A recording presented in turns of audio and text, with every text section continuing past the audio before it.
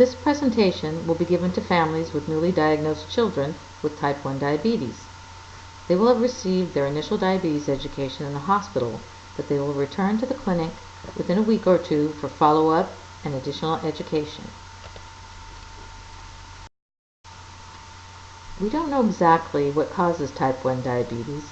As far as research can tell, it is a combination of a genetic susceptibility and some kind of exposure to a virus, a toxin in the air, water, or food that damages the pancreas. This presentation will add to the knowledge you gain in the hospital and provide new information. Remember, we discuss the complications of diabetes so your child can avoid them with good glycemic control. Almost all of the complications are preventable. Although diabetes can present at any age, the most common age for diagnosis is 5 to 6 and 11 to 13 years. Caucasians are at a higher risk than ethnic minorities, and boys and girls are equally affected. We do see a higher incidence of onset in the winter months compared to the rest of the year. This supports the environmental exposure theory, as viruses and illness are more prevalent during these months.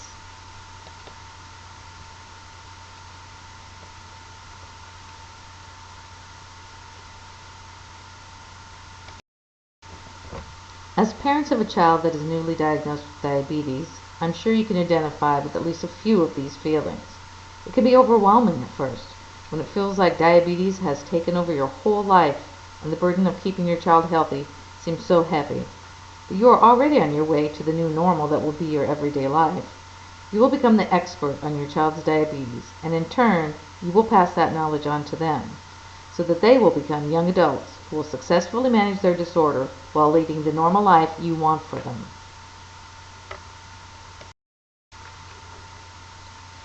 The basics of diabetes treatment are healthy food, blood sugar checks, administration of insulin, and exercise. Highs are treated with insulin, lows are treated with carbs. Once your child is stabilized, you have the option of using an insulin pump. We offer an introduction to pump class to answer your questions when the time is right, and will guide you through the process if you decide to go forward.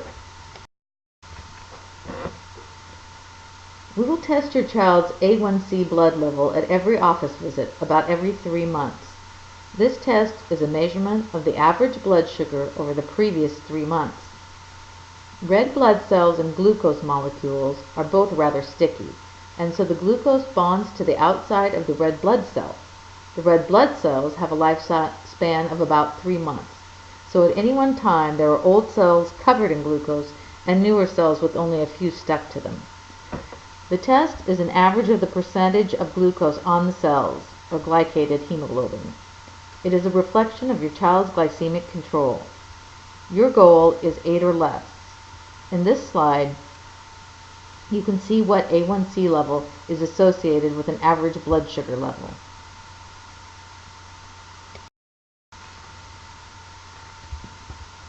Balancing a normal blood sugar while trying to avoid hyperglycemia for high blood sugar and hypoglycemia, low blood sugar, is the focus of good diabetes management. Over time, you and your child will become experts at how exercise, specific foods, illness, and stress affect your blood sugar. Children will notice how they feel when they are low or high and be able to let you know, or eventually to treat it themselves. During the honeymoon period, which can last from weeks to months to a year, the pancreas will rally, and with the few beta cells it has left, will produce a little insulin.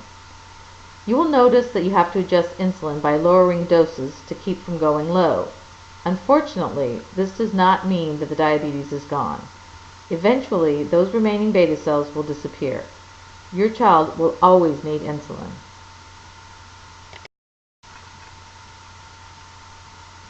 Exercise is one of the best ways for kids to maintain good health. It may take a little practice and experience for your child to figure out how to balance his or her blood sugar with being active. Always have them check their blood sugar before the beginning of strenuous activity. We would like them to be at least 100. Start with a 15-gram snack and then plan on a 15-gram snack for every hour of activity. If you're joining a team, be sure and let your coach know that you have diabetes and what your needs are. This is a hard slide for parents. All the complications that have plagued people with diabetes in the past.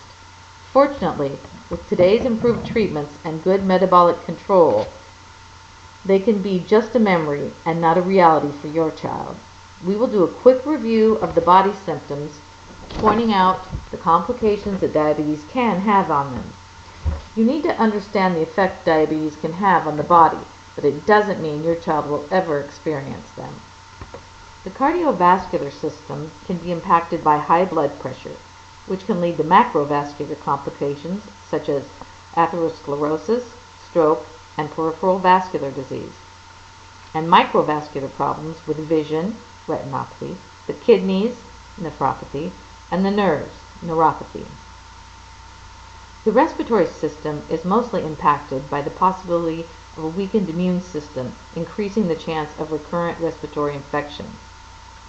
In the gastrointestinal system, diabetes may cause delayed stomach emptying, which means the possibility of a low blood sugar an hour or two after eating because the body hasn't processed enough carbs to equal the insulin ratio given. Celiac disease is an autoimmune disorder that damages the lining of the small intestine when gluten, found in wheat, is consumed. Children with diabetes are at increased risk for celiac disease, and we will be screening for it annually. Kidney disease in the urinary system is a result of damaged blood vessels that allow protein to leak into the urine. Over many years, this microalbuminuria can lead to high blood pressure and high levels of waste products in the blood. That is the point where people with diabetes need dialysis. When sticky glucose molecules clog up the tiny capillaries in organs throughout the body, they are damaged. This leads to the eye problems and numbness, tingling, and loss of sensation in hands and feet, known as neuropathy. Good foot care is a must when your child becomes an adult.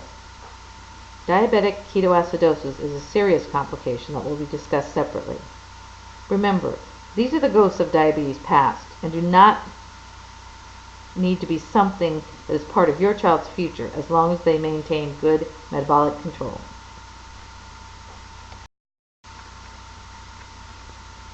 Some newly diagnosed children present initially with diabetic ketoacidosis, or DKA. When the body has no glucose to use as fuel due to the absence of insulin from the pancreas, it starts to burn fat.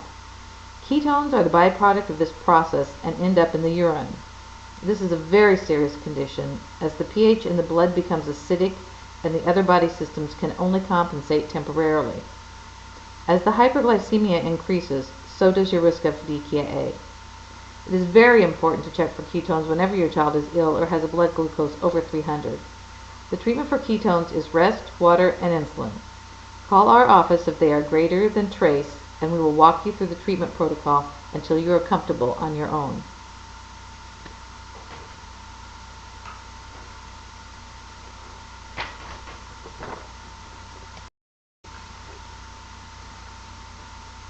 Your child will be seen in the clinic about every 3 months. This visit will include a physical exam, a download of the glucose meter, review of treatment regimen, and an A1C test. We will review glycemic variations, insulin to carb ratios, and coverage of high and low blood sugars. Once a year, we will do lab work and want them to have their eyes checked by an ophthalmologist and see a dentist. There may be additional tests needed or added as your child ages.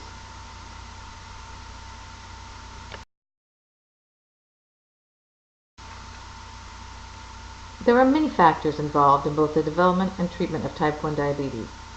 Environmental and genetic factors both are involved in the onset of the disease, and along with behavior and lifestyle choices, affect the eventual risk of complications. Nothing you or your child did caused them to get diabetes. You couldn't have stopped it or prevented it from happening. But now that it is a reality in your child's life, there are things you can do to control it and decrease its impact on. Modifiable risks are something within your power to change.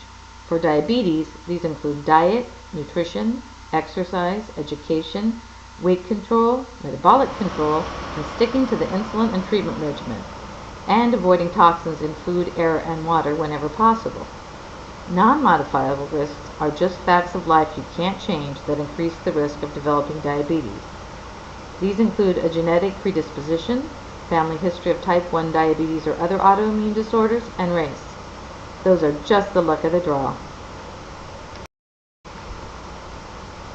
Insulin was discovered less than 100 years ago, and look at the amazing advances that have happened in just the last few decades. Technology and research are rapidly changing the face of diabetes. New pumps and continuous glucose monitors, inhaled insulin, islet cell and stem cell transplants, and artificial pancreases are already being used or will be available in the near future, maybe even a cure. One thing is already a certainty.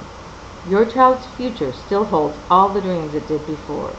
There may be more work to get there, but it will be worth it.